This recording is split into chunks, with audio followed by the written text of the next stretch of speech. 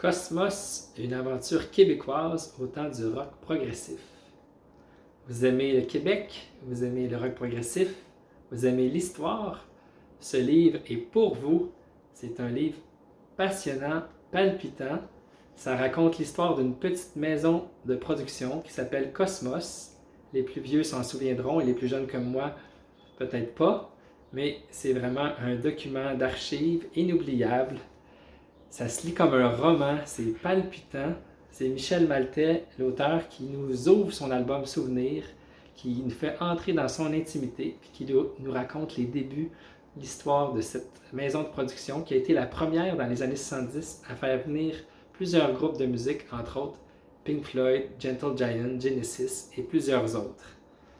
C'est vraiment passionnant à lire. Il y a plein d'anecdotes croustillantes. Entre autres, la première fois que Gentle Giant est venu au Québec, c'était à Rimouski.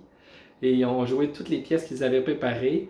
Et finalement, ça s'est terminé en émeute parce que le public en voulait plus. C'est savoureux à lire. Vous reconnaîtrez plusieurs noms peut-être pas connus, mais aussi quelques noms connus du public, entre autres celui d'Alain Simard, qui est le futur fondateur du Festival international de jazz de Montréal et des Francopholies de Montréal. C'est vraiment un album souvenir. C'est rempli de photos, de pochettes d'albums, d'affiches, de photos de spectacles, de documents d'archives. Il y a plusieurs témoignages aussi. Ça se lit vraiment comme un roman, là. C'est palpitant à lire. J'ai beaucoup aimé cette lecture-là. C'est autant pour les amoureux des groupes que j'ai cités que pour tout amoureux de musique qui aime l'histoire du Québec. En tout cas, je trouve qu'on a à être fiers de ces jeunes rêveurs-là, ces jeunes idéalistes-là qui ont été capables de s'ériger dans les hauteurs du business de la musique rock de l'époque. Alors, ne manquez pas ça. J'ai beaucoup aimé, entre autres, aussi la liste des spectacles à la fin, des spectacles que la maison de production Cosmos a produit de 1970 à 1977.